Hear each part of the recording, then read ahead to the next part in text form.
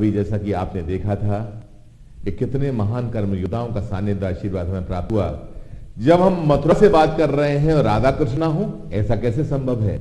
आइए हम चलते हैं राधा कृष्ण की उस अनंत प्रेम की झांकी को देखने के लिए, उसके दर्शन के लिए। ब्रज के लिए कहावत है, मुक्ति कहे गोपाल सो मेरी मुक्ति बताए, ब्रज रज उड़ मस्तक लगे मुक्त मुक्त है जाए। मित्रों, इस पावन भूमि में दर्शन नमन वंदन करते हैं राधा कृष्ण की इस पावन जोड़ी को।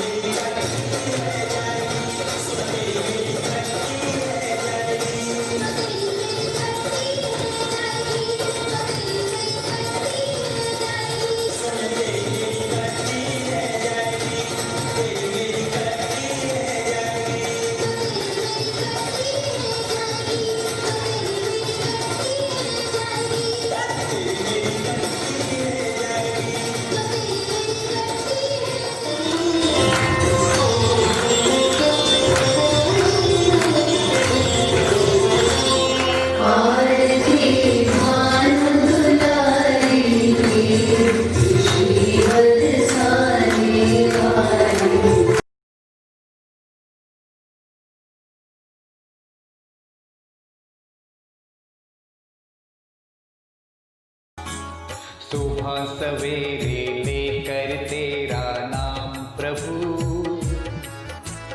करते हैं हम शुरू आज का काम प्रभु। बहन ऋतु शर्मा पाराशर बहुत ही अल्पायु में हमारा साथ छोड़ के चली गई। एक सामाजिक कार्यकर्ता, एक महिला, एक बहन, एक माँ के रूप में समाज को नई दिशा देने वाली, इतनी छोटी सी अल्पायु में मथुरा जनपद में समाज सेवी और कार्यकर्ताओं के बीच में इतनी चर्चित, सबकी बड़ी दीदी की रोल में कार्य कर सबको अपने आशीर्वाद से जोड़ने वाली बहन ऋतु शर्मा को आज सम्मानित करते हुए हम अपने आप को गौरवान्वित महसूस कर रहे हैं। हमारे साथ भाई अमित बाशने, जो कि प्रॉपर्टी का व्यापार करते हैं, साथ ही सामाजिक क्षेत्र में अपने कार्यों के द्वारा निर्धन, गरीब, असहाय और निर्बल परिवारों की मदद के लिए यथासंभव कार्य में अपना पूर्ण योगदान करते हैं। आज आदर्श संस्कारशाला परिवार आपको सम्मानित करते हुए गौरवान्वित महसूस। डॉक्टर रमाशंकर पांडे, कवि, लेखक, साहित्यकार और एक आदर्श शिक्षक, आपको देश विदेश में आपकी राष्ट्रवादी कविताओं के लिए तो जाना जाता ही है, पर आप एक गुरु के तौर पर युवाओं के बीच में और अपने शिष्यों के बीच में एक आदर्श शिक्षक के तौर पर जाने जाते हैं।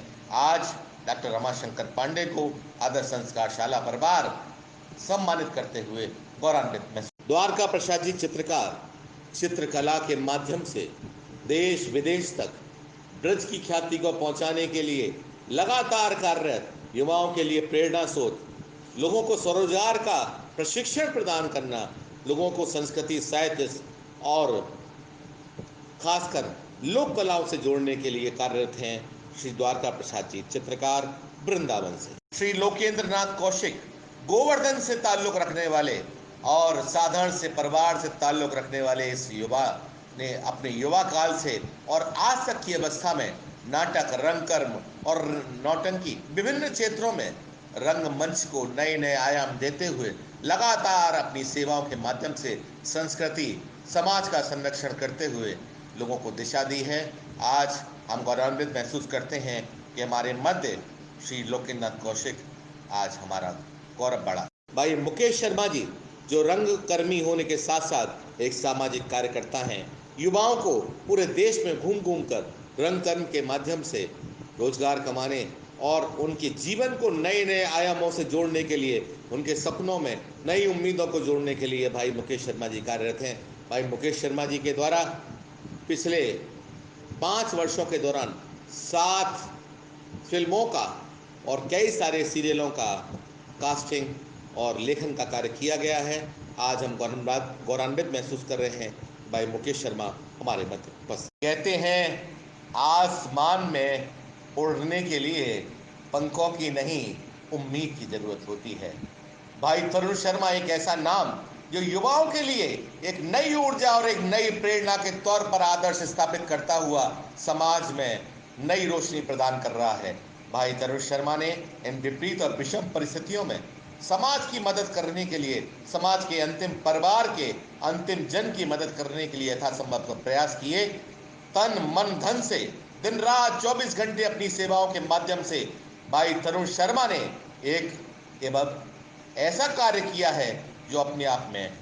बहन बीनेश शर्मा मथुरा में लोवन स्थित एक विद्यालय में कार्यरत हैं। आप नवाचारी शिक्षा के भिन्न भिन्न प्रयोगों के माध्यम से बच्चों को एक नई ऊर्जा का संचार करते हुए नई दिशा में नए उमंग और नए उम्मीदों से जोड़ने का प्रयास कर रही हैं बहन बीनेश शर्मा। करोना तेरो नास जाएगो, तेने ब्रजवासिन से छीने लिए कचौड़ी और जलेबी के दोना। ये लोकगीत के माध्यम से पूरे देश में कोरोना काल में धूम मचाने वाले भाई लोकेश शर्मा के स्वर और बहन भारती शर्मा के लिखित लोकगीत के माध्यम से पूरे देश में मची थी धूम। आज हम गौरवान्वित महसूस कर रहे हैं आदर्श संस्कारशाला के द्वारा आप दोनों को सम्मानित करते हुए। आज आदर्श संस्कारशाला परिवार आपको सम्मानित करते हुए अपने आप को गौरवान्वित महसूस करता है। तो कुठोर मिले गो ना, करो ना तेरो ना जाएगो, तेने ब्रजवासी की छीन लियो। जलेबी और कचौड़ी को दोना, तो कुठौर मिले गोना। मित्रों नमस्कार। कहते हैं जहां चाहा वहां रहा। कुछ लोग ऐसे होते हैं जो कि शरीर मानव का होता है लेकिन विचार ईश्वर की प्रेरणा से ऐसे होते हैं, उनको कहते हैं मानव तन में देवदूत।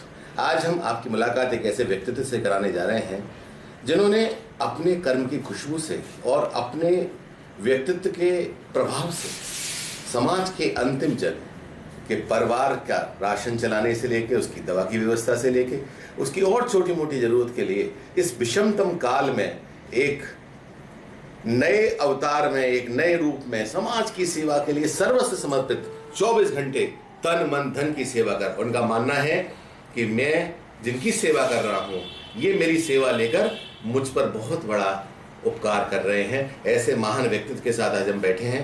इनका नाम है भाई अमित अग्रवाल जी। अमित जी, आपका स्वागत। सर्वप्रथम बहुत बहुत धन्यवाद, आपने मुझे इस काबिल समझा कि मैं आपके दर्शकों के बीच और सभी लोगों के बीच अपनी बात रख सकूं। सर्वे भवन्तु सुखना सर्वे सन्तु निरामया।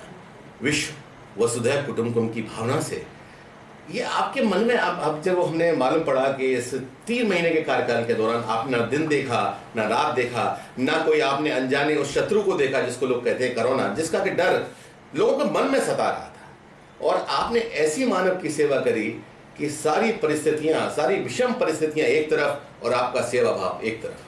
चाहे लोगों को राशन पहुंचाना हो, चाहे लोगों को सैनिटाइजर बांटना हो, चाहे लोगों की और कोई सेवा करनी हो, चाहे उनकी दवा की सेवा करनी हो, तो ये भाव आपके मन में से कैसे जागृत हुआ, हमें जी कृपया बताएं। देखिए, सबसे पहले तो ईश्वर आपको शक्ति देता है, ईश्वर की प्रेरणा होती है। मैं अपने आप को बहुत सौभाग्यशाली मानता हूँ कि ईश्वर ने मुझे इस काबिल बनाया कि मैं लोगों की सेवा कर सकूं। सर्वप्रथम तो ईश्वर का आशीर्वाद मेरे पर बहुत है और मैं अपने आप को बहुत भाग्यशाली मान रहा हूं कि मैं इन सब सेवाओं को कर पाया। और दूसरी बात, मेरे माता पिता को मैं बचपन से देखता था, लोगों की सेवा करते थे, लोगों को, गरीबों को कभी भोजन कराना, कभी कोई सेवा। तो उसी संस्कार जो मैंने बचपन से अपने माँ बाप को सेवा करते हुए देखा है, वो कहते हैं ना, जैसा आप बचपन में सीखोगे वो मेरी नींव थी। तो उसी प्रकार जैसे मैंने अपने माँ बाप को देखा, उसी प्रकार मेरे मन में इच्छा जागृत हुई कि मैं लोगों की कुछ सेवा करूँगा, जो भी मैं कर सकता हूँ अपने हिसाब से।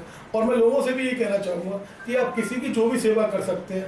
देखिए, कोई व्यक्ति आपसे, हमसे कुछ लेना नहीं चाहता, उसकी मजबूरियां होती हैं, तो हमें उनको समझना चाहिए। लोग इतनी परेशानी में थे और हमारे एक सच्चा हिंदुस्तानी होने के नाते और हमारी फर्ज भी बनता है, और हमारे देश का तो ये भी है कि लोग सेवा भाव हमारे देश में जितना है वो कहीं और पूरी दुनिया में नहीं है। तो इसी को मानते हुए मैंने लोगों की सेवा करनी चालू करी और मुझे बड़ी खुशी है कि मैं लाखों लोगों की सेवा कर पाया। बस ये ईश्वर का ही आशीर्वाद था मेरे ऊपर। देखिए, आपने बात की संस्कारों की, तो कहा जाता है कि अगर अपराध को रोकना है तो संस्कारों की जड़ों में पानी सींचना शुरू कर दीजिए। आपने बहुत अच्छी बात कही, क्योंकि आपका जितना भी व्यक्तित्व है वो प्रभावित होता है आपके माता पिता और गुरु से। तो यहाँ एक प्रश्न और उठता है कि जब हम सेवा का, आप तो एक पेशे से व्यवसायी हैं, सराफे का आपका व्यवसाय है, आप उस व्यवसाय से कैसे समय निकाला, और आपके परिवार ने, खासकर आपकी पत्नी और हमने सुना आपकी बेटियों ने भी इस सेवा के भाव में बहुत आगे बढ़ चढ़ करके सेवा की, ये कैसे संभव हुआ, परिवार का सहयोग कैसे मिला? देखिए, मेरा तो एक ही मानना है, मैंने जो सीखा है, जीवन 3 प्रकार से जिया जाता है, सुकृति, प्रकृति और संस्कृति। तो सबसे पहले जब इंसान हुआ, जानवर था, अपना खाना किसी को मार के खाना, फिर इससे इंसान प्रकृति की ओर चला, प्रकृति की ओर इंसान को अपना खाना, अपना पहनना, दूसरे की चिंता ना करना। जब प्रकृति से लोगों का विस्तार, हमारे जीवन काल का विस्तार, मानव जाति का विस्तार संस्कृति की ओर हुआ, तब इस संस्कृति में लोगों ने अपने खाने से पहले दूसरों के लिए सोचा कि मैं भले भूखा रह जाऊं, इसको भी खाने को मिले। तो जब संस्कृति का विस्तार हुआ तो मैं भी उसी चीज़ों को मानने वाला हूं कि आदमी के अंदर संस्कृति और संस्कार कूट कूट के भरे होने चाहिए। तो इसीलिए मुझे ये तो रहा ही। और दूसरी बात, जो आपने प्रश्न मुझसे पूछा कि मेरे परिवार का क्या था, परिवार का जब तक आपके ऊपर साथ नहीं होगा, परिवार का पूरी तरह सपोर्ट नहीं होगा आपको, आपकी पत्नी का और माँ बाप का, भाइयों का, बहनों का, समाज के सामाजिक संगठनों का, मेरे दोस्तों का, मित्रों का, वॉलंटियर्स का, जो दिनों रात 50-50 लोग मेरे साथ लगे रहे, गाड़ियाँ दौड़ी, तो जब तक ये सब लोगों का साथ नहीं मिलेगा, इतना बड़ा कार्य करना संभव नहीं है। इतना बड़ा कार्य जब ये एक यज्ञ की तरह होता है कि ये जो कोरोना काल चल रहा है, कोविड-19 महामारी, इसमें एक यज्ञ की तरह लोगों ने एक संपन्न किया, लोगों की मदद की, गरीब लोगों तक, भूखे भूखे लोगों तक जो राशन पहुंचा, खाना पहुंचा, ये सब चीज़ पहुंचा। एक टीम का काम होता है, परिवार का सपोर्ट चाहिए होता है। तो मैं यही कहना चाहूँगा परिवार को, मेरे को डर जरूर था क्योंकि कोरोना से लोग न्यूज़ चैनलों पे देखते थे दिन भर परिवार वाले कि कितने लोगों की मौत हो रही है, लेकिन फिर भी मेरे परिवारीजन मुझसे यही कहते थे कि आप प्रिकॉशन से रहिए और लोगों की मदद करते रहिए, क्योंकि जीवन में एक आध बार ही ऐसा मौका मिलता है, सेवा का मौका भी हर किसी को नहीं मिलता। भगवान ने आपको चुना है, मुझे को चुना गया है, तो इसीलिए उन्होंने मुझसे परिवार वालों को पूरा सपोर्ट है कि आपको चुना है तो आप मेरा परिचय।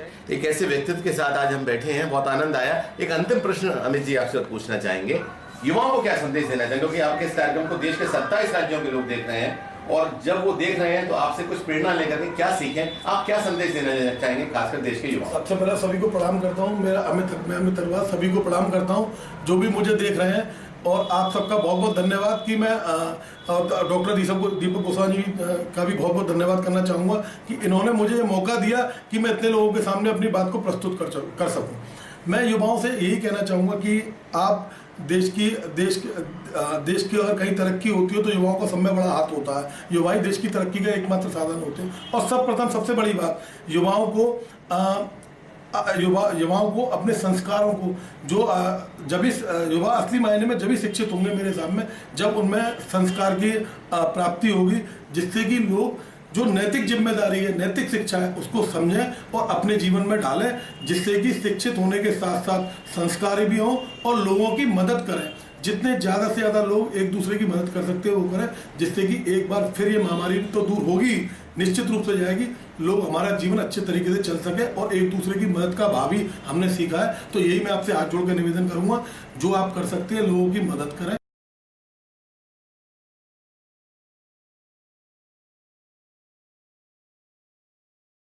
Teacher is a very tedious one. One has to think thrice before joining this job, because others may take any job and do whatever they like in the life. Nobody is to comment upon it. But if a teacher does anything other than what is required from a teacher, he will be subject to so many of fingers and criticisms that he can never imagine. A teacher has to be cut off from all the worldly allurements. He has to lead a simple life. If we begin with his routine life, his good morning should begin with bowing his head to parents, just like Ram in Ramayana. There, प्रात समय उठ के रघुनाथा, मात पिता गुरु नावह माथा. So that way, a teacher has also to follow the same thing, so as to give an example to his children, to his family members, and even others whosoever comes across him. So right from the beginning of his day, the teacher has to be very cautious about so many things. Number one, about his dress. Whatever dress he puts on before going to his school or college, he has to be very, very cautious. Boots are polished or not, dress is pressed or not. If one goes shabbily dressed with dust over the shoes, everybody will criticize. Just see, he is a teacher. What example he will set for others? No, he has to be very cautious. And so think of his dress, he has to be very smartly dressed. If we come across lady teachers, they have to be very, very cautious about it. Their dress should not be transparent. Their dress should cover the body. They should not put tight dress. they are also condemned by the society. So the very thing that one has to think about his profession and is to first think of his dress. If the dress is teacher-like, the children are there, thousands of eyes are there to watch him. What is he putting on? What is he behaving? So as to put example for others.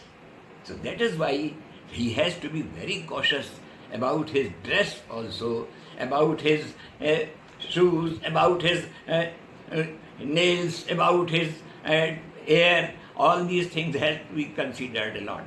And then when he goes to school or college, number 2, he has to be the master of the subject he is going to teach.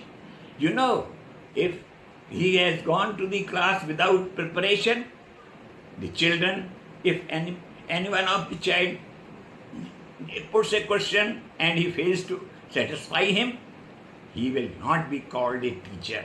So he has to be very cautious about his subject. He has to be master of all, master of the subject he is going to teach. Otherwise, he will have to look down upon by the children and others. He will be a subject to mockery in the end. So then, after all, he has to put examples for the children also. When children ask that what is the way out of solving this problem, the teacher should say, just go through Ramayana and you will find all solutions from that Ramayana. Just as if just as when Ram goes there in front of the audience where all the kings are assembled and they are there to contest the marriage ceremony for selection. So they will have to be to lift the Shiv Dhanush and then break it. So Ram has also gone there. You know what is the Guru Mantra that was there in that Ram?